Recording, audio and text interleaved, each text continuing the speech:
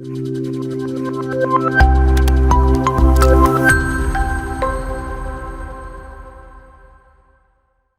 everyone, a very warm welcome to today's session. MES 15, Operational Dimensions of Education എന്നുള്ള പേപ്പറിലെ first unit organised operations of education 1 ആണ് നമ്മൾ ഇന്നത്തെ വീഡിയോയിൽ discuss ചെയ്യുന്നത്. നമ്മുടെ ഇൻട്രൊഡക്ഷൻ വീഡിയോയിൽ പറഞ്ഞതുപോലെ തന്നെ നമ്മളൊരു ഫോർമൽ എഡ്യൂക്കേഷൻ എന്നുള്ള കോണ്ടെക്സ്റ്റിൽ എങ്ങനെയാണ് എഡ്യൂക്കേഷൻ സിസ്റ്റം ഓപ്പറേറ്റ് ചെയ്യുന്നത് എന്നുള്ളതാണ് നമ്മുടെ യൂണിറ്റ് 1 ആൻഡ് യൂണിറ്റ് 2 നമ്മൾ ഡിസ്കസ് ചെയ്യുക. അത് സ്പെസിഫിക് ആയിട്ട് പറയുകയാണെങ്കിൽ യൂണിറ്റ് 1 നമ്മൾ school education system and higher education system ആണ് നമ്മൾ ഡിസ്കസ് ചെയ്യുന്നത്. ഇത് പാർട്ട് 1 വീഡിയോ ആണ്. അതുകൊണ്ട് തന്നെ നമ്മൾ പ്രീ പ്രൈമറി എഡ്യൂക്കേഷൻ അതേപോലെ പ്രൈമറി എഡ്യൂക്കേഷന്റെ ചെറിയ പാർട്ട് നമ്മൾ ഡിസ്കസ് ചെയ്യും. ബാക്കിയുള്ളത് നമുക്ക് നെക്സ്റ്റ് വീഡിയോസിലായിട്ട് കാണാം. 3 ടൈപ്പ് ഓഫ് ലേണിംഗ് എൻവയോൺമെന്റ്സ് ഉണ്ട്. ഫോർമൽ എഡ്യൂക്കേഷൻ സിസ്റ്റം ഉണ്ട്, നോൺ ഫോർമൽ എഡ്യൂക്കേഷൻ സിസ്റ്റം ഉണ്ട്, അതേപോലെ തന്നെ informal education system education or learning ഉണ്ട്. സോ ഫോർമൽ എഡ്യൂക്കേഷൻ സിസ്റ്റം കൊണ്ട് ഉദ്ദേശിക്കുന്നത് നമ്മുടെ സ്കൂൾ ആൻഡ് കോളേജസ് ത്രൂ നമ്മൾ പഠിക്കുന്നത്. അതിനൊരു ഫിക്സ്ഡ് ആയിട്ടുള്ള ഒരു ഹൈറാർക്കി ഉണ്ട്. അത് വളരെ ഓർഗനൈസ്ഡ് ആയിട്ടും സ്ട്രക്ചേർഡ് ആയിട്ടും നടക്കുന്നതാണ്. നമുക്കറിയാം ഗ്രേഡ് 1 കഴിഞ്ഞിട്ടാണ് നമ്മൾ ഗ്രേഡ് 2ലേക്ക് പോലെ ആ ഒരു ഹൈറാർക്കിയൽ ഓർഡർ ഉണ്ട്. അതേപോലെ തന്നെ നമുക്കൊരു ഫിക്സ്ഡ് ആയിട്ടുള്ള കരിക്കുലവും കാര്യങ്ങളും റൂൾസ് ആൻഡ് റെഗുലേഷൻസും ഒക്കെ ഉണ്ട്. So that is formal education system. Now ഇതിനുള്ള ഒരു ഓൾട്ടർനേറ്റീവ് എഡ്യൂക്കേഷൻ ഓപ്പർച്യൂണിറ്റിയാണ് non formal education system provide ചെയ്യുന്നത്. റെഗുലർ ആയിട്ട് സ്കൂൾ ആൻഡ് കോളേജസ് പഠിക്കാൻ പറ്റാത്ത കുറെ ലേണേഴ്സ് ഉണ്ട് അല്ലെ? അത്തരത്തിലുള്ള ലേണേഴ്സിനായിട്ട് കുറെ കൂടി ഫ്ലെക്സിബിൾ ആയിട്ടും കൺവീനിയന്റ് ആയിട്ടുള്ള ഒരു ലേണിംഗ് ഓപ്പർച്യൂണിറ്റിയാണ് non formal education system provide ചെയ്യുന്നത്. For example distance learning. നമുക്കറിയാം അതും ഓർഗനൈസ്ഡ് ആണ്, ഒരു സ്ട്രക്ചേർഡ് ആണ്. പക്ഷേ ഒരു റെഗുലർ ആയിട്ട് സ്കൂളിൽ പോകുന്നത് പോലെ നമ്മളൊരു 10 to 4 എന്നുള്ള ഒരു ഫിക്സ്ഡ് ടൈം ടേബിളോ കാര്യങ്ങളോ ഇല്ല. കുറെ കൂടി ഫ്ലെക്സിബിൾ ആണ്, കുറെ കൂടി കൺവീനിയന്റ് ആണ് നോൺ ഫോർമൽ എഡ്യൂക്കേഷൻ സിസ്റ്റം എന്ന് പറയുന്നത്. ഇൻഫോർമൽ എഡ്യൂക്കേഷനിലേക്ക് വരുമ്പോൾ നമുക്കറിയാം നമ്മുടെ സ്കൂളിലും കോളേജസിലും അല്ലാതെ നമ്മൾ ഒരുപാട് കാര്യങ്ങൾ നമ്മൾ പഠിക്കുന്നുണ്ട്. നമ്മുടെ ഫാമിലി ത്രൂ നമ്മൾ പഠിക്കുന്നുണ്ട്, നമ്മുടെ ഫ്രണ്ട്സ് ത്രൂ പഠിക്കുന്നുണ്ട്, അതേപോലെ നമ്മുടെ സോഷ്യൽ മീഡിയ വഴി, അല്ലെങ്കിൽ ഒരു ബുക്ക് വായിച്ചിട്ട്, അതല്ലെങ്കിൽ നമ്മളൊരു വീഡിയോ കണ്ടിട്ട് ഒരുപാട് കാര്യങ്ങളൊക്കെ പഠിക്കുന്നുണ്ട് അല്ലെ? ഇതൊന്നും ഓർഗനൈസ്ഡ് അല്ല, ഇതൊന്നും ഒരു ഫിക്സ്ഡ് കരിക്കുലമോ ഒരു ഫിക്സ്ഡ് ടൈം ടേബിളോ ഇല്ലാത്തൊരു ലേണിംഗ് ആണല്ലേ. This is informal learning. അത് അൺഓർഗനൈസ്ഡ് ആണ്, അതേപോലെ തന്നെ അൺസ്ട്രക്ചേർഡുമാണ്. So formal, non formal, informal ലേണിംഗിനെ കുറിച്ച് ഒരു ഐഡിയ കിട്ടിയിട്ടുണ്ടാവുമെന്ന് വിചാരിക്കുന്നു. ഇതിനെക്കുറിച്ച് ഡീറ്റെയിൽ ആയിട്ട് ഇതുമായി ബന്ധപ്പെട്ടിട്ടുള്ള ലെസൺസിൽ നമുക്ക് ഡീറ്റെയിൽഡ് ആയിട്ട് തന്നെ ഡിസ്കസ് ചെയ്യാം. സോ ഈ ഒരു യൂണിറ്റിൽ നമ്മൾ മെയിൻ ആയിട്ട് educational operations at school and higher education ലെവലാണ് നമ്മൾ ഡിസ്കസ് ചെയ്യുന്നത്. ഈ ഒരു യൂണിറ്റിന്റെ ഒബ്ജക്റ്റീവ്സ് വരുന്നത് describe the background, status and types of education at pre primary, primary, secondary, higher secondary stages. And അതേപോലെ discuss the historical development of the efforts in our country. Pre primary, primary, higher secondary സ്റ്റേജസിൽ എങ്ങനെയാണ് education system ഒരു develop ചെയ്തിട്ടുള്ളത്, historical development എങ്ങനെയായിരുന്നു, right now അതിന്റെ current status എങ്ങനെയാണ് പോലെയുള്ള കാര്യങ്ങളാണ് നമ്മൾ ഡിസ്കസ് ചെയ്യുന്നത്. അതുപോലെ അഡ്മിനിസ്ട്രേറ്റീവ് മെക്കാനിസംസ് നമ്മൾ ഡിസ്കസ് ചെയ്യുന്നുണ്ട്. നമ്മുടെ ഗവൺമെന്റ് ഓരോ ടൈമിലും ഡിഫറെന്റ് നാഷണൽ പോളിസീസ് കൊണ്ടുവന്നിട്ടുണ്ട്, എഡ്യൂക്കേഷണൽ പോളിസീസ്. അതിന്റെ ഗോൾസ് അച്ചീവ് ചെയ്യാൻ വേണ്ടി അഡോപ്റ്റ് ചെയ്തിട്ടുള്ള ഇന്നോവേറ്റീവ് പ്രോഗ്രാംസിനെ കുറിച്ച് നമ്മൾ ചെറിയ രീതിക്ക് ഡിസ്കസ് ചെയ്യുന്നുണ്ട്. നമ്മുടെ സ്കൂൾ എഡ്യൂക്കേഷൻ സിസ്റ്റം എന്നുള്ളത് 4 ലെവൽസിലായിട്ടാണ്. പ്രീ പ്രൈമറി എഡ്യൂക്കേഷൻ ഉണ്ട്, പ്രൈമറി എഡ്യൂക്കേഷൻ ഉണ്ട്, secondary and higher secondary stages. National education policy of 1968 and 1986 പ്രകാരം ത്രൂ ഔട്ട് ഇന്ത്യ ഒരു ഫിക്സ്ഡ് പാറ്റേൺ ഓഫ് സ്കൂളിംഗ് ആണുള്ളത്. 10+2 പാറ്റേൺ ആണെന്നാണ് അതിന് പറയാ. ബട്ട് കീപ് ഇൻ മൈൻഡ്, പുതിയ എഡ്യൂക്കേഷണൽ പോളിസി പ്രകാരം നമ്മുടെ പാറ്റേണിൽ ചേഞ്ച് ഉണ്ട്. സോ രണ്ടും നമുക്ക് ഡിസ്കസ് ചെയ്യാം. So national policy of education 1968 and 86 പ്രകാരം നമുക്കൊരു 10+2+3 പാറ്റേൺ ആണുള്ളത്. 10+2 എന്നുകൊണ്ട് ഉദ്ദേശിക്കുന്നത് എലിമെന്ററി സ്കൂളിംഗും സെക്കൻഡറി. എലിമെന്ററി എഡ്യൂക്കേഷൻ എന്ന് പറയുമ്പോൾ grade 1 to 4 lower primary, 5 to 7 അല്ലെങ്കിൽ സംടൈംസ് 8 എന്നുള്ളത് അപ്പർ പ്രൈമറി, ആൻഡ് 9, 10 അങ്ങനെ 10 years പ്ലസ് അതിന്റെ കൂടെ 11 and 12 2 years of higher secondary. So 10+2. So ഞാൻ പറഞ്ഞു 10+2+3 ഉണ്ടെന്നല്ലേ. ദാറ്റ് 3 is നമ്മുടെ UG, അതായത് under graduate level, degree level. അങ്ങനെ 10+2+3 ആണ് complete pattern of education system എന്ന് പറയുന്നത്. ബട്ട് റൈറ്റ് നൗ നമ്മുടെ പുതിയ എഡ്യൂക്കേഷൻ പോളിസി പ്രകാരം 5+3+3+4 ആണ് നമ്മുടെ പുതിയ പാറ്റേൺ അക്കാഡമിക് സിസ്റ്റം എന്ന് പറയുന്നത്. 5 years of foundational stage, 3 years of preparatory stage, 3 years middle school and 4 years secondary stage. So നമ്മുടെ പ്രീ പ്രൈമറി എഡ്യൂക്കേഷൻ അല്ലെങ്കിൽ അംഗൻവാടി, LKG, UKG, ക്ലാസ് 1, 2 ഒക്കെ ഈ ഒരു ഫൗണ്ടേഷണൽ സ്റ്റേജിൽ വരും. ക്ലാസ് 3 തൊട്ട് 5 വരെ പ്രിപ്പറേറ്ററി സ്റ്റേജ്, ക്ലാസ് 6 തൊട്ട് 8 വരെ മിഡിൽ സ്കൂൾ, ആൻഡ് 9 to 12 എന്നുള്ളത് സെക്കൻഡറി എഡ്യൂക്കേഷൻ ആയിട്ടാണ് വരിക. സോ നിങ്ങൾ എക്സാമിൽ ഇത് റിലേറ്റഡ് ആയിട്ടുള്ള എന്തെങ്കിലും ആൻസർ എഴുതുവാണെങ്കിൽ രണ്ടും മെൻഷൻ ചെയ്യണം. കാരണം നമ്മുടെ ടെക്സ്റ്റ് ബുക്കിൽ മെൻഷൻ ചെയ്തിട്ടുള്ളത് പഴയ പാറ്റേൺ ആണ്. സോ അതും നമ്മൾ മെൻഷൻ ചെയ്യണം. അതേപോലെ തന്നെ പുതിയ പാറ്റേണും നമ്മൾ മെൻഷൻ ചെയ്യണം.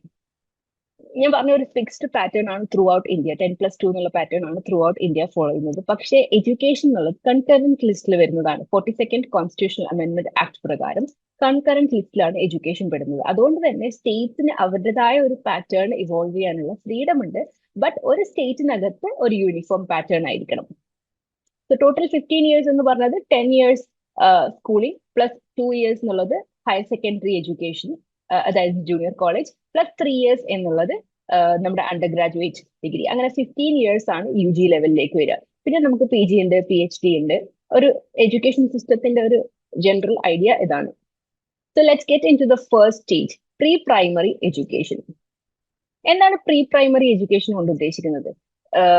From birth up to school entry, നമ്മളൊരു ഫോർമൽ സ്കൂളിലേക്ക് 6 ഇയേഴ്സ് അല്ലെങ്കിൽ ഗ്രേഡ് 1ലേക്ക് കയറുന്നത് വരെയുള്ളതാണ് നമ്മുടെ പ്രീ പ്രൈമറി എഡ്യൂക്കേഷൻ കൊണ്ട് ഉദ്ദേശിക്കുന്നത്. Some of the educations have said that pre primary എഡ്യൂക്കേഷനിൽ നമ്മുടെ parental education, prenatal, postnatal, preschool care ഒക്കെയും അതിൽ ഇൻക്ലൂഡ് ആവും.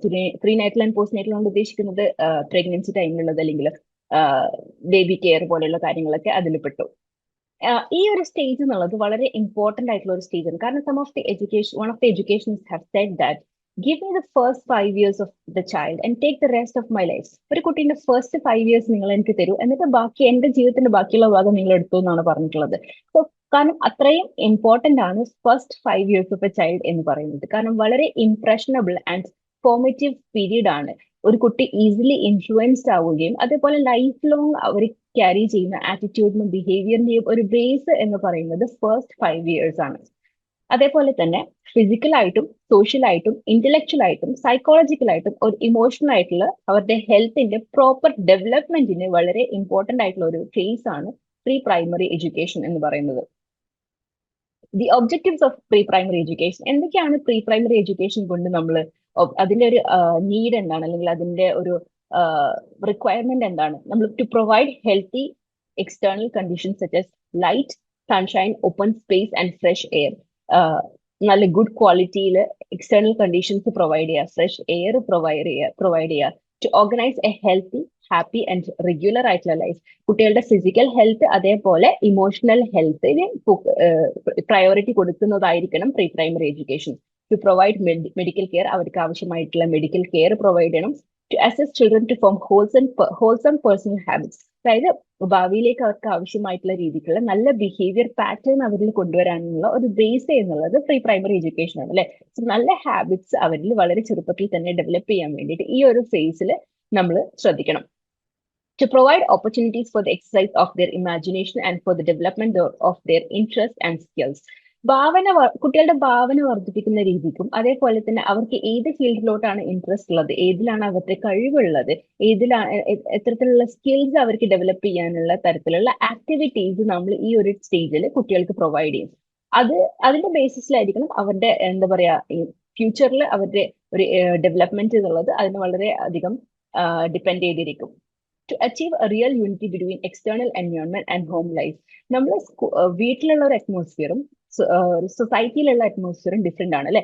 സോ അതിന്റെ ഒരു ട്രാൻസിഷൻ എന്ന് പറയുന്നതാണ് സ്കൂൾ. നമ്മൾ സൊസൈറ്റിയിലെ ഒരു ഇൻഡിവിജ്വൽ ആയിട്ട് നമ്മൾ ജീവിക്കാൻ വേണ്ടി നമ്മൾ ഹെൽപ്പ് ചെയ്യുന്ന ആ ഒരു ട്രാൻസിഷൻ നമ്മൾ ഹെൽപ്പ് ചെയ്യുന്ന ഒരു സ്റ്റേജ് ആണ് നമ്മുടെ സ്കൂളിംഗ് എന്ന് പറയുന്നത്. സോ അതിന്റെ തന്നെ ഒരു സ്റ്റാർട്ടിംഗ് ഫേസ് ആണ്, ഒരു വളരെ സ്റ്റാർട്ടിംഗ് ഫേസ് ആണ് pre primary education. Development of pre primary education in India. Pre primary എഡ്യൂക്കേഷന്റെ ഇമ്പോർട്ടൻസ് എന്താണ്, അതിന്റെ ഒബ്ജക്റ്റീവ് എന്താണെന്നുള്ളത് നമ്മൾ മനസ്സിലാക്കി. ഇനി എങ്ങനെയായിരുന്നു അതിന്റെ ഒരു ഹിസ്റ്റോറിക്കൽ ഡെവലപ്മെന്റ് എന്ന് നമുക്ക് നോക്കാം. കൊമീനിയസ് ആണ് സ്കൂൾ ഓഫ് ദി മദേഴ്സ് എന്നുള്ള ഒരു കോൺസെപ്റ്റ് ഡെവലപ്പ് ചെയ്തിട്ടുള്ളത്. വളരെ യങ് ആയിരിക്കുമ്പോൾ തന്നെ കുട്ടികളെ എഡ്യൂക്കേറ്റ് ചെയ്യുന്നതിന്റെ ഇമ്പോർട്ടൻസും അതിലുള്ള മദേഴ്സിനുള്ള റോളും സ്പെസിഫിക്കലി മദേഴ്സിന്റെ ഗൈഡൻസും അവരുടെ റോളും അദ്ദേഹം സ്പെസിഫൈ ചെയ്തിട്ടുണ്ട്. ഒരുപാട് പ്രിൻസിപ്പൾസ് അദ്ദേഹം സ്പെസിഫൈ ചെയ്തിട്ടുണ്ട്. ഇന്ററാക്ഷനിലൂടെയും കളികളിലൂടെയും കുട്ടികളെ എഡ്യൂക്കേറ്റ് ചെയ്യുന്നതിന്റെ ഇമ്പോർട്ടൻസ് കൊമീനിയസ് മെൻഷൻ ചെയ്തിട്ടുണ്ട്. 18th സെഞ്ചുറിയിലാണ് ഇൻഫന്റ് സ്കൂൾസ്, ഇറ്റലി, ജർമ്മനി, ഇംഗ്ലണ്ടിലെ ഇൻഫന്റ് സ്കൂൾസ് സ്റ്റാർട്ട് ചെയ്തിട്ടുള്ളത്. According to Rousseau, nature and nurture ആണ് അദ്ദേഹത്തിന്റെ കോൺസെപ്റ്റ്. അതായത് ബുക്കിഷ് നോളജിന് അദ്ദേഹം തീരെ ഇമ്പോർട്ടൻസ് കൊടുത്തിട്ടുണ്ടായിരുന്നില്ല. മാർക്സിന് വളരെ ഇൻസിഗ്നിഫിക്കന്റ് ആയിട്ടാണ് അദ്ദേഹം കണ്ടിരുന്നത്. അതിന് പകരം കുട്ടികളുടെ നേച്ചറിനെ ബേസ്ഡ് ആയിട്ടുള്ള എഡ്യൂക്കേഷൻ ആണ് റൂസോ പ്രൊമോട്ട് ചെയ്തിട്ടുള്ളത്. പെസ്ലോസി ആണെങ്കിൽ he said there should be A balance between head, heart and the hand. അതായത് നമ്മുടെ ഇന്റലക്ച്വൽ നോളജും അതിന്റെ ഫിസിക്കൽ ആൻഡ് ഡൂയിങ്ങും തമ്മിലും അതേപോലെ അതിന്റെ മോറൽ ആൻഡ് റിലീജിയസ് സൈഡും തമ്മിൽ ഒരു കണക്ഷൻ ഉണ്ടാവണം, ഒരു ബാലൻസ് ഉണ്ടാവണം. അപ്പോൾ മാത്രമേ ഒരു ഹോൾ ചൈൽഡ് എന്നുള്ള ഒരു ഡെവലപ്മെന്റ് ഉണ്ടാവും എന്നാണ് പെസ്ലോസി പറഞ്ഞിട്ടുള്ളത്. 19th സെഞ്ചുറിയിലാണ് ഫ്രോബൽ കിൻഡർ ഗാർഡൻ എന്നുള്ള സിസ്റ്റം ഡെവലപ്പ് ചെയ്തിട്ടുള്ളത്. Kinder garden, garden of children എന്നാണ് കിൻഡർ ഗാർഡൻ കൊണ്ട് ഉദ്ദേശിക്കുന്നത്. അവരുടെ മെയിൻ ഒരു എയിം എന്നുള്ളത് കളികളിലൂടെ കുട്ടികളുടെ ഡെവലപ്മെന്റ് പ്രൊമോട്ട് ചെയ്യുക എന്നുള്ളതാണ് കിൻഡർ ഗാർഡൻ സ്റ്റൈൽ ഓഫ് ടീച്ചിങ്ങിന്റെ, കിൻഡർ ഗാർഡൻ സിസ്റ്റം ഓഫ് എഡ്യൂക്കേഷന്റെ ഒരു എയിം എന്ന് പറയുന്നത്. Development through play activities. 1909ലാണ് മാക്മില്ലൻ സിസ്റ്റേഴ്സ് ഫസ്റ്റ് നഴ്സറി സ്കൂളിൽ ലണ്ടനിൽ സ്റ്റാർട്ട് ചെയ്തിട്ടുള്ളത്. പാവപ്പെട്ട കുട്ടികൾക്ക് അവരെ എഡ്യൂക്കേറ്റ് ചെയ്യുക എന്നുള്ളതായിരുന്നു അവരുടെ ഒരു aim. Educate every child as if he were your own. സ്വന്തം കുട്ടികളെ പോലെ എല്ലാ കുട്ടികളെയും എഡ്യൂക്കേറ്റ് ചെയ്യുക എന്നുള്ളതായിരുന്നു മാക്മില്ലൻ സിസ്റ്റേഴ്സ് ഫസ്റ്റ് നഴ്സറി സ്കൂളിൽ ലണ്ടനിൽ സ്റ്റാർട്ട് ചെയ്യുന്ന അവരുടെ ഒരു എയിം എന്നുള്ളത്. ഓൾമോസ്റ്റ് അതേ സെയിം ടൈമിലാണ് മോണ്ടസോറി സ്കൂൾസും ഡെവലപ്പ് ചെയ്തിട്ടുള്ളത്. മാഡം മറിയ മോണ്ടസോറി എല്ലാവർക്കും അറിയാം. മാഡം മറിയ മോണ്ടസോറി ആണ് മോണ്ടസോറി സ്കൂൾസ് ഡെവലപ്പ് ചെയ്തിട്ടുള്ളത്. അവരുടെ ഒരു ഐഡിയോളജി എന്ന് പറയുന്നത് ഡിഫറെന്റ് മെറ്റീരിയൽസ് ഉപയോഗിച്ചിട്ട് കുട്ടികളുടെ motor and mental skills develop ചെയ്യുക എന്നുള്ളതാണ് മോണ്ടസോറി സ്കൂൾസിന്റെ ഐഡിയോളജി. മാഡം മറിയ മോണ്ടസോറി സ്കൂളിന്റെ ഇട്ട പേര് എന്നുള്ളത് കാസബംബിനി എന്നുള്ളതായിരുന്നു. അതായത് ഹൗസ് ഓഫ് ചിൽഡ്രൻ. ഫോർമൽ ആയിട്ടും സ്ട്രിക്റ്റ് ആയിട്ടുള്ള ഒരു അറ്റ്മോസ്ഫിയർ അല്ലാതെ വളരെ അഫെക്ഷൻ ആയിട്ട് കുട്ടികൾക്ക് സ്നേഹത്തോടെ വീട് പോലെയുള്ള ഒരു അറ്റ്മോസ്ഫിയർ സ്കൂളിൽ പ്രൊവൈഡ് ചെയ്യുക എന്നുള്ളതായിരുന്നു കാസബംബിനി സ്കൂൾസിൽ അവര് ശ്രദ്ധിച്ചിരുന്നത്. ഇന്ത്യയിലും അത്തരത്തിലുള്ള സ്കൂളുകൾ മിഷണറീസ് ഓർഗനൈസ് ചെയ്തിട്ടുണ്ടായിരുന്നു. മാഡം മറിയ മോണ്ടസോറി 1940 തൊട്ട് 1948 വരെ ഇന്ത്യയിൽ ജീവിച്ചിരുന്നു. ആ സമയത്ത് ഒരുപാട് ടീച്ചേഴ്സിനെ ട്രെയിൻ ചെയ്തെടുത്തു. അതേപോലെ ഇത്തരത്തിലുള്ള സ്കൂളുകൾ പല ബിഗ് സിറ്റീസിലും സ്റ്റാർട്ട് ചെയ്തു. പക്ഷെ ഒരു ഡ്രോബാക്ക് എന്നുള്ളത് അത് പ്രിവിലേജ്ഡ് ആയിട്ടുള്ള ആൾക്കാർക്ക് മാത്രമായിരുന്നു, റിച്ചർ സെക്ഷൻസ് ഓഫ് ദി സൊസൈറ്റിക്ക് വേണ്ടി മാത്രമായിരുന്നു അത്തരത്തിലുള്ള സ്കൂളിലേക്ക് ആക്സസ് ഉണ്ടായിരുന്നത്. എല്ലാവർക്കും അത്തരത്തിലുള്ള എഡ്യൂക്കേഷണൽ ഓപ്പർച്യൂണിറ്റീസ് ഉണ്ടായിരുന്നില്ല. എന്താണ് major education committees and commissions pre primary എഡ്യൂക്കേഷനെ കുറിച്ച് പറഞ്ഞിട്ടുള്ളതെന്ന് നമുക്ക് നോക്കാം. The Sargent report of 1944 to make adequate provision for pre primary education. കാരണം ഏതൊരു നാഷണൽ സിസ്റ്റം ഓഫ് എഡ്യൂക്കേഷന്റെയും ഇമ്പോർട്ടന്റ് സപ്ലിമെന്റ് ആണ് പ്രീ പ്രൈമറി എഡ്യൂക്കേഷൻ എന്ന് പറയുന്നത്. അതുകൊണ്ട് തന്നെ ഗവൺമെന്റ് അതിന് വേണ്ടിയിട്ട് ആവശ്യമായിട്ടുള്ള ഫെസിലിറ്റീസ് പ്രൊവൈഡ് ചെയ്യുക എന്നുള്ളത് വളരെ ഇമ്പോർട്ടന്റ് ആണ്. The Secondary Education Commission, it is also known as Mudaliar Commission of 1952-53. അതിന്റെ സജഷൻസിൽ വരുന്നത് the child is introduced to the joy of learning through companionship and recreational activities. വിനോദത്തിലൂടെയും സൗഹൃദത്തിലൂടെയും കുട്ടികളെ പഠിപ്പിക്കുക എന്നുള്ളതായിരുന്നു ഈ ഒരു സ്റ്റേജിൽ, പ്രീ പ്രൈമറി സ്റ്റേജിലെ ഫോക്കസ് എന്നാണ് സെക്കൻഡറി എഡ്യൂക്കേഷൻ കമ്മീഷൻ പറഞ്ഞിട്ടുള്ളത്. പ്രോപ്പർ ഹാബിറ്റ്സ് ഓഫ് ലൈഫ്, അതായത് ക്ലെൻലിനെസ് പോലെയുള്ള നല്ല സ്വഭാവങ്ങൾ കുട്ടികളിൽ ഡെവലപ്പ് ചെയ്തെടുക്കുക, ഹെൽത്തി ലൈഫ് സ്റ്റൈൽ കുട്ടികളിൽ കൊണ്ടുവരിക. അതുപോലെ ഒരു സൊസൈറ്റിയിൽ ജീവിക്കുന്ന ആളുകളാണ് അല്ലെ കുട്ടികൾ, വളർന്നു വരുമ്പോൾ ഒരു സൊസൈറ്റിയിലെ ഒരു ഇൻഡിവിജ്വൽ ആണ്. അപ്പൊ സോഷ്യൽ ഹാബിറ്റ്സ് ഡെവലപ്പ് ചെയ്തെടുക്കണം. സോ ഈ ഒരു സ്റ്റേജിൽ, പ്രീ പ്രൈമറി സ്റ്റേജിൽ നമ്മൾ ഫോക്കസ് ചെയ്യേണ്ട കാര്യങ്ങൾ ഇതൊക്കെയാണ് എന്നാണ് സെക്കൻഡറി എഡ്യൂക്കേഷൻ കമ്മീഷൻ പറഞ്ഞിട്ടുള്ളത്. The education commission of 1964-66, which is also known as Kothari commission, അതിലും പ്രീ പ്രൈമറി എഡ്യൂക്കേഷൻ, എല്ലാ കുട്ടികൾക്കും പ്രീ പ്രൈമറി എഡ്യൂക്കേഷൻ എത്രത്തോളം ഇമ്പോർട്ടന്റ് ആണ് എന്ന് അതിലും മെൻഷൻ ചെയ്തിട്ടുണ്ട്. ഒരു 3 to 5 ഇയേഴ്സിൽ ഏജ് ഗ്രൂപ്പിൽ വരുന്ന കുട്ടികളിൽ അറ്റ്ലീസ്റ്റ് ഒരു 50% എങ്കിലും ആ ഒരു സ്റ്റേജിൽ അഡ്മിഷൻ അല്ലെ എൻറോൾമെന്റ് എന്നായിരുന്നു അതിന്റെ ടാർഗറ്റ്. നമുക്കറിയാം കൊത്തരി കമ്മീഷന് ശേഷമാണ് 1968 ഫസ്റ്റ് നാഷണൽ പോളിസി വരുന്നത്. അതിന്റെ ഒരു സ്റ്റേറ്റ്മെന്റ് എന്നുള്ള രീതിക്ക് statement of national policy 1967. It is drafted by the committee of members of parliament. അവരും ഇതേപോലെ ആ ഒരു റിപ്പോർട്ടിലും significance of preschool education emphasise കൊടുത്തിട്ടുണ്ട്. അതേപോലെ അതിന്റെ ഡെവലപ്മെന്റിന് വേണ്ടി ഗവൺമെന്റ് എടുക്കേണ്ട മെഷേഴ്സും അതിൽ മെൻഷൻ ചെയ്തിട്ടുണ്ട്. അതിൽ മെയിൻ ആയിട്ട് പറഞ്ഞിട്ടുള്ള ഒരു പോയിന്റ് എന്നുള്ളത് voluntary organisations conducting pre primary education should receive encouragement and financial assistance. അതായത് പ്രീ പ്രൈമറി എഡ്യൂക്കേഷൻ കണ്ടക്ട് ചെയ്യുന്ന വോളണ്ടറി ആയിട്ടുള്ള ഓർഗനൈസേഷൻസ്, ഗവൺമെന്റ് ഓർഗനൈസേഷൻസ് അല്ല, വോളണ്ടറി ആയിട്ടുള്ള ഓർഗനൈസേഷൻ, അവർക്ക് ആവശ്യമായിട്ടുള്ള സപ്പോർട്ട്, അത് ഫിനാൻഷ്യൽ ആവട്ടെ മറ്റു രീതിക്കുള്ള സപ്പോർട്ട് കാര്യങ്ങളാവട്ടെ ഗവൺമെന്റ് പ്രൊവൈഡ് ചെയ്യണം എന്നാണ് അതിൽ മെൻഷൻ ചെയ്തിട്ടുള്ളത്. എസ്പെഷ്യലി റൂറൽ ഏരിയാസ് അല്ലെങ്കിൽ പാവപ്പെട്ട വീക്കർ സെക്ഷൻ ഓഫ് ദ സൊസൈറ്റിക്ക് വേണ്ടി വർക്ക് ചെയ്യുന്ന വോളണ്ടറി ഓർഗനൈസേഷന് ആ ഒരു രീതിക്കുള്ള സപ്പോർട്ട് പ്രൊവൈഡ് ചെയ്യണം എന്നാണ് അതിൽ മെൻഷൻ ചെയ്തിട്ടുള്ളത്. അതേപോലെ like developing less costly methods of expansion, ചെലവ് കുറഞ്ഞിട്ട് കൂടുതൽ ആൾക്കാരിലേക്ക് എഡ്യൂക്കേഷൻ എത്തിക്കുക എന്നുള്ള രീതിക്കുള്ള മെത്തേഡ്സ് ഡെവലപ്പ് ചെയ്യുന്നതിനും എൻകറേജ്മെന്റ് സപ്പോർട്ട് കൊടുക്കുക എന്നുള്ളതും അതിൽ മെൻഷൻ ചെയ്തിട്ടുണ്ട്. 1972 മിസ്സസ് സ്വാമിനാഥൻ ചെയർപേഴ്സൺ ആയിട്ടുള്ള ഒരു സ്റ്റഡി നടന്നിട്ടുണ്ടായിരുന്നു for the development of preschool. അതിന്റെ മെയിൻ സജഷൻസ് എന്നുള്ളത് integrated services for child development countrywide. നമുക്കറിയാം ചൈൽഡ് ഡെവലപ്മെന്റിന് വേണ്ടിയിട്ട് ഗവൺമെന്റ് ഒരുപാട് സർവീസസ് ഉണ്ട്, അവരുടെ ഹെൽത്ത് കെയർ, ന്യൂട്രീഷൻ പോലെയുള്ള കാര്യങ്ങൾ. സോ അത്തരത്തിലുള്ള സർവീസസ് ഒക്കെ ഒരു കുടക്കീഴിൽ കൊണ്ടുവരിക, ഒരു ഇന്റഗ്രേറ്റ് ചെയ്ത് കൊണ്ടുവരിക എന്നുള്ളതാണ് ഈ ഒരു സ്റ്റഡീന്റെ ഒരു മെയിൻ സജഷൻ എന്നുള്ളത്. അതേപോലെ ഗ്രേറ്റർ എക്സ്പാൻഷൻസ് ഓഫ് സ്കൂൾസ്, അതേപോലെ ടീച്ചർ ട്രെയിനിങ് പ്രോഗ്രാംസ്. നമുക്കറിയാം ടീച്ചിങ്ങിന്റെ ക്വാളിറ്റിന്റെ ബേസിസിലായിരിക്കും എഡ്യൂക്കേഷൻ സിസ്റ്റത്തിന്റെ മെയിൻ ക്വാളിറ്റി എന്ന് പറയുന്നത്. അപ്പൊ ടീച്ചേഴ്സിന് ആവശ്യമായിട്ടുള്ള ട്രെയിനിങ് പ്രൊവൈഡ് ചെയ്യുക എന്നുള്ളത് ഈ ഒരു സ്റ്റഡിയിൽ മെൻഷൻ ചെയ്തിട്ടുണ്ട്. 5-year plans also allocated special targets and funds for the same. എല്ലാ 5-year പ്ലാൻസിലും പ്രീ പ്രൈമറി എഡ്യൂക്കേഷന്റെ സ്പെഷ്യൽ ടാർഗറ്റ്സ് സെറ്റ് ചെയ്തിരുന്നു, അതേപോലെ അതിനാവശ്യമായിട്ടുള്ള ഫണ്ടും പ്രൊവൈഡ് ചെയ്തിരുന്നു. Types of pre primary schools prevailing in India. Different types of pre primary schools ഉണ്ട്. ഒന്ന് കിൻഡർ ഗാർഡൻസ് ഉണ്ട്, മിഷണറീസും കോൺവെന്റ്സ് ഒക്കെ നടത്തുന്ന കിൻഡർ ഗാർഡൻസ് ഉണ്ടാവും. പ്രൈവറ്റ്ലി മാനേജ് ചെയ്യുന്ന നഴ്സറി സ്കൂൾസ് ഉണ്ട്, അത് റിച്ചർ സെക്ഷൻ ഓഫ് ദ സൊസൈറ്റിക്ക് വേണ്ടിയിട്ടുള്ളതാണ്. മോണ്ടസറി സ്കൂൾസ് ഉണ്ട്. മോണ്ടസറി സ്കൂൾസ് എന്ന് പറയുമ്പോൾ എക്സാക്ട്ലി മറിയ മോണ്ടസോറിന്റെ മെത്തേഡ് അല്ല, പക്ഷെ ആ ഐഡിയോളജി ഇൻഫ്ലുവൻസ് ചെയ്തിട്ട് സ്റ്റാർട്ട് ചെയ്തിട്ടുള്ള schools. Pre basic schools, pre primary schools ഒക്കെ റൺ ചെയ്യുമ്പോൾ മെയിൻ ആയിട്ടുള്ള ഒരു പ്രശ്നം എന്ന് പറയുന്നത് ഫണ്ടിങ് ആണല്ലേ. സോ അതുകൊണ്ട് തന്നെ ഇൻഎക്സ്പെൻസീവ് ആയിട്ടുള്ള സ്കൂളുകളും നടത്തിയിരുന്നു, ഗാന്ധിജിന്റെ പ്രീ ബേസിക് എഡ്യൂക്കേഷൻ എന്നുള്ള ഒരു ഐഡിയോളജി ഇൻഫ്ലുവൻസ്ഡ് ആയിട്ട്. പിന്നെ privately sponsored schools, pre basic സ്കൂൾസിന്റെയും മോണ്ടസറി സ്കൂൾസിന്റെയും ഒരു കമ്പൈൻഡ് ഐഡിയാസ് ഉപയോഗിച്ചിട്ടുള്ളത്. പിന്നെ anganwadis and bal mandirs run by various agencies. Pre primary education എത്രത്തോളം ഇമ്പോർട്ടന്റ് ആണെന്ന് നമുക്ക് മനസ്സിലായി. ബട്ട് അതിൽ തന്നെ ഒരു മേജർ എലിമെന്റ് എന്നുള്ളത് ടീച്ചർ പ്രിപ്പറേഷൻ ആണ്. കാരണം നേരത്തെ പറഞ്ഞ പോലെ ക്വാളിറ്റി ഓഫ് ടീച്ചിങ്ങിനാണ് ക്വാളിറ്റി ഓഫ് എഡ്യൂക്കേഷൻ ഡിപ്പെൻഡ് ചെയ്യുക. അതുകൊണ്ട് തന്നെ നമുക്ക് ഒരുപാട് സ്പെഷ്യലൈസ്ഡ് കോഴ്സസ് ഉണ്ട്. ഡിഫറെന്റ് യൂണിവേഴ്സിറ്റീസ് പ്രൊവൈഡ് ചെയ്യുന്ന മോണ്ടസറി ട്രെയിനിങ് കോഴ്സസ് ഉണ്ട്, ഡിപ്ലോമ, ഡിഗ്രി കോഴ്സസ് ഉണ്ട്. അതിന്റെയൊക്കെ ഒരു ബേസിക് കരിക്കുലം എന്നുള്ളത് ഷുഡ് ബി ബേസ്ഡ് ഓൺ കുട്ടികൾക്ക് ഇൻട്രസ്റ്റ് ഉള്ള കാര്യങ്ങൾ. അതായത് പ്ലേ ആവട്ടെ, മ്യൂസിക് ആവട്ടെ, literature, story telling, science, field TRIPS, അങ്ങനെ കുട്ടികളുടെ ഇൻട്രസ്റ്റ് ചെയ്യിപ്പിക്കുന്ന കാര്യങ്ങളായിരിക്കണം അതിന്റെ കരിക്കുലം എന്നുള്ളത്. സോ ഇത്രത്തോളം ഇമ്പോർട്ടന്റ് ആണ് പ്രീ പ്രൈമറി എഡ്യൂക്കേഷൻ എങ്കിൽ പോലും കുറെ കാലത്തോളം അത് നെഗ്ലക്റ്റഡ് ആയിരുന്നു. അതിന്റെ മെയിൻ റീസൺസ് എന്ന് പറയുന്നത് പൊളിറ്റിക്കൽ സപ്പോർട്ട് ഇല്ലാത്തതാണ്, കമ്മ്യൂണിറ്റിന്റെ സപ്പോർട്ട്, അതേപോലെ തന്നെ പേരൻസിന്റെ ആറ്റിറ്റ്യൂഡ് എന്നുള്ളതൊക്കെയായിരുന്നു മെയിൻ ആയിട്ടുള്ള റീസൺസ്. പ്രീ പ്രൈമറി എഡ്യൂക്കേഷനുമായി ബന്ധപ്പെട്ട് വളരെ ഇമ്പോർട്ടന്റ് ആയിട്ടുള്ള ഒരു റെക്കമെൻഡേഷൻ വന്നിട്ടുള്ളത് Reddy committee, Janardhan Reddy committee of 1992. അതിൽ പറഞ്ഞിട്ടുള്ളത് ICDS, integrated child development services scheme. നേരത്തെ പറഞ്ഞ പോലെ കുട്ടികൾക്ക് ന്യൂട്രീഷൻ, അതേപോലെ പ്രഗ്നൻസി ഹെൽത്ത് ചെക്കപ്സ്, ഇമ്മ്യൂണൈസേഷൻ പോലുള്ള ഒരുപാട് സ്കീംസ് അതിനകത്തുള്ള വരുന്നുണ്ട്.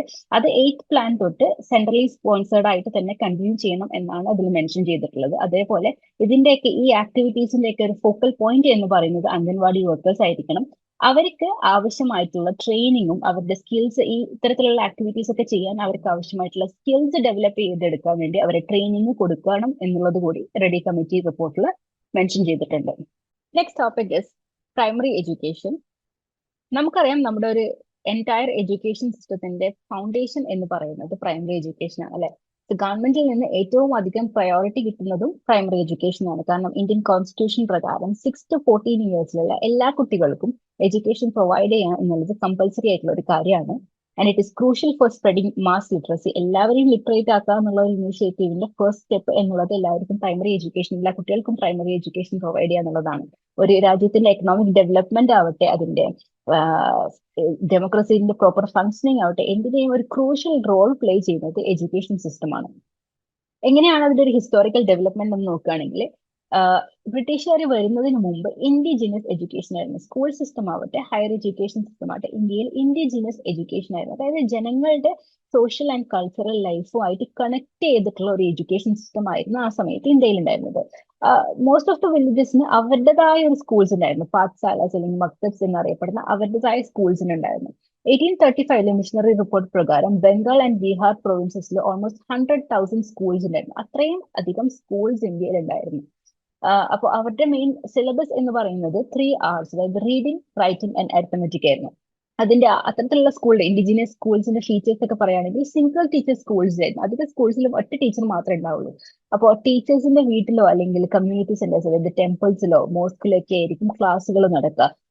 ആവശ്യത്തിന് ടെക്സ്റ്റ് ബുക്സ് ഒന്നും മര്യാദയ്ക്ക് ഉണ്ടാവില്ല.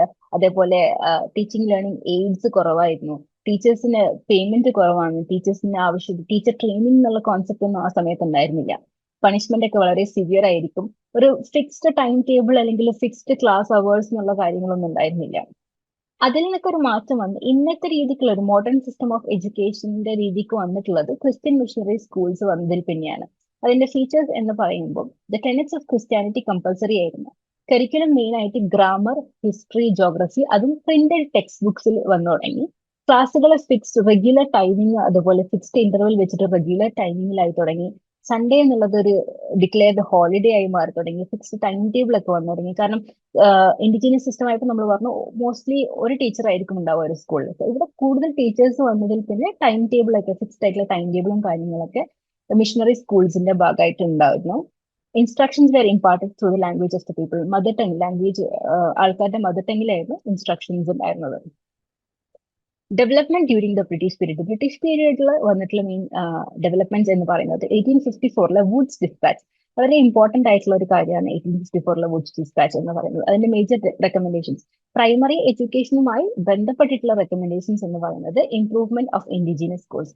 ഇന്ത്യയിൽ ഉണ്ടായിരുന്ന ഇൻഡിജിനസ് സ്കൂൾസിനെ ഇംപ്രൂവ് ചെയ്യുക, അതേപോലെ പുതിയ ഗവൺമെന്റ് സ്കൂൾസ് തുടങ്ങുക, അതേപോലെ പ്രൈവറ്റ് സ്കൂളുകൾക്ക് ഗ്രാൻഡ് എയ്ഡ് കൊടുക്കുക എന്നൊക്കെയായിരുന്നു വുഡ്സ് ഡിസ്പാച്ചിൽ പറഞ്ഞിട്ടുള്ള മെയിൻ ആയിട്ടുള്ള റെക്കമെൻഡേഷൻസ്. 1864 ലോക്കൽ സെസ് ആക്ട് പ്രകാരം 1870 തൊട്ട് 1881 വരെ പ്രൈമറി എഡ്യൂക്കേഷനിൽ നല്ലൊരു പ്രോഗ്രസ് ഉണ്ടായിരുന്നു. 1883 ടു 1884 നടന്ന ലോക്കൽ ബോർഡ് ആക്ട് പ്രകാരം ലോക്കൽ ആയിട്ടുള്ള റിസോഴ്സസിന്റെ കൺട്രോൾ ലോക്കൽ ബോഡീസിലായിരുന്നു. പക്ഷെ എന്നാൽ പോലും പ്രോഗ്രസ് എന്നുള്ളത് വളരെ സ്ലോ ആയിരുന്നു. കാര്യമായിട്ടുള്ള പ്രോഗ്രസ് ഒന്നും ഉണ്ടായിരുന്നില്ല. കാരണം ഗവൺമെന്റ് എന്നുള്ള ഫിനാൻഷ്യൽ എയ്ഡ് അല്ലെങ്കിൽ ഫണ്ടിങ് കുറവായിരുന്നു. സോ എന്തുകൊണ്ടാണ് ഒരു 19th സെഞ്ചുറി കാലഘട്ടത്തിൽ പ്രൈമറി എഡ്യൂക്കേഷന്റെ പ്രോഗ്രസ് വളരെ സ്ലോ ആയത്, അല്ലെങ്കിൽ കാര്യമായിട്ടുള്ള പ്രോഗ്രസ് ഒന്നും വരാതിരുന്നത് എന്നുള്ള റീസൺസ് എന്താണ് നമുക്ക് നോക്കാം. The indigenous schools ceased to exist and very few new schools were set up to replace the network of the indigenous system. നമ്മൾ പറഞ്ഞു ഇന്ത്യയിൽ ഇൻഡിജിനിയസ് എഡ്യൂക്കേഷൻ ആയിരുന്നു. സോ ബ്രിട്ടീഷുകാർ വന്നതോടെ ഇൻഡിജിനിയസ് സ്കൂൾസുകൾ അവര് സ്റ്റോപ്പ് ചെയ്തു.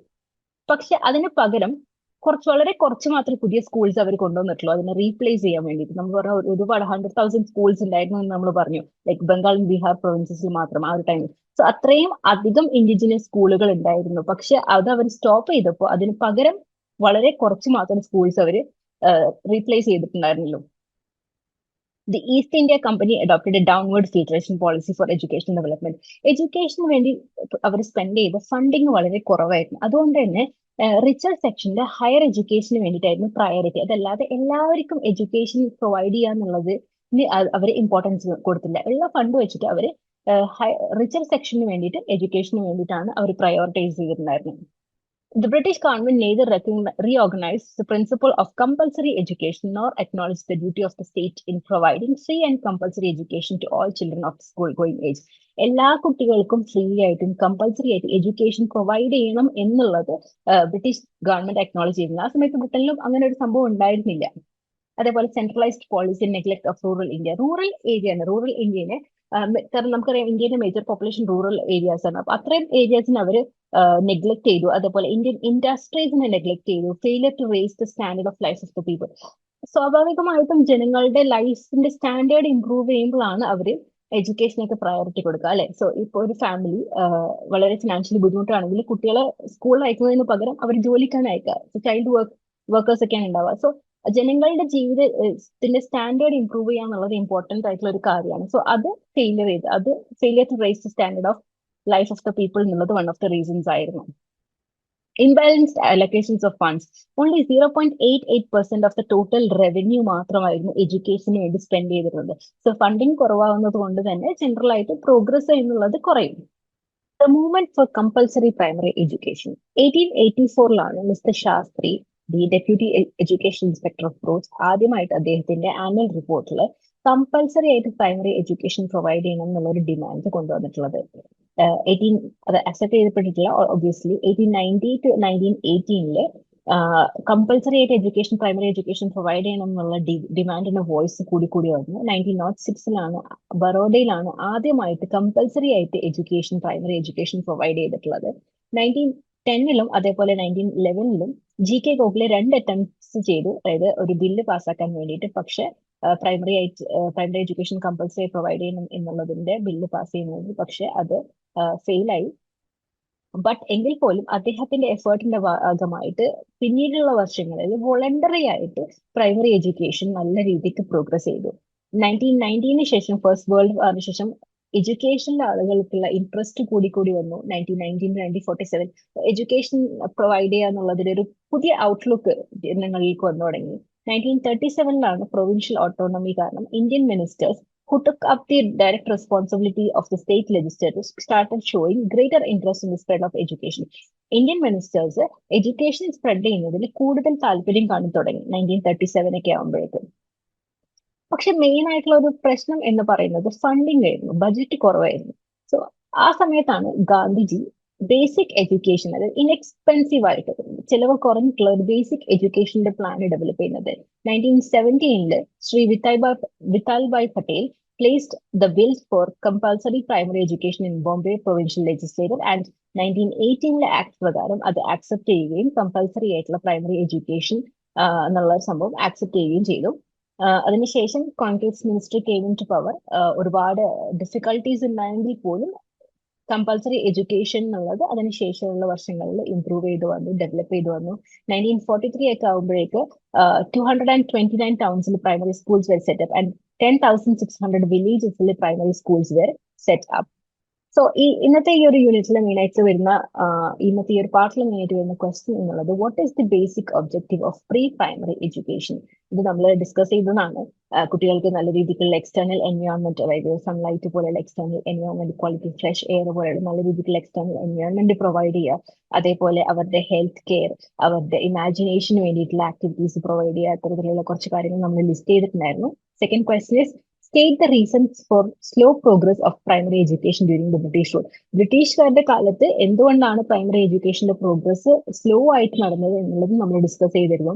ഇൻഡിജീനിയസ് എഡ്യൂക്കേഷൻ സീസ് ചെയ്തു. അത് മീൻസ് ബ്രിട്ടീഷുകാർ വന്നപ്പോൾ ഇൻഡിജീനിയസ് എഡ്യൂക്കേഷൻ സിസ്റ്റം അവർ സ്റ്റോപ്പ് ചെയ്തു. പക്ഷെ അതിന് പകരം വളരെ കുറച്ച് സ്കൂൾസ് മാത്രമേ അവർ റീപ്ലേസ് ചെയ്തുള്ളൂ പോലെയുള്ള കുറെ പോയിന്റ്സ് നമ്മൾ ഡിസ്കസ് ചെയ്തതാണ്. സോ ഇത്രയും പറഞ്ഞ കാര്യങ്ങളൊക്കെ നിങ്ങൾക്ക് മനസ്സിലായിട്ടുണ്ടാവും എന്ന് വിചാരിക്കുന്നു. ബാക്കിയുള്ള ടോപ്പിക്സ് നമുക്ക് നെക്സ്റ്റ് വീഡിയോസിലായിട്ട് ഡിസ്കസ് ചെയ്യാം. Thank you.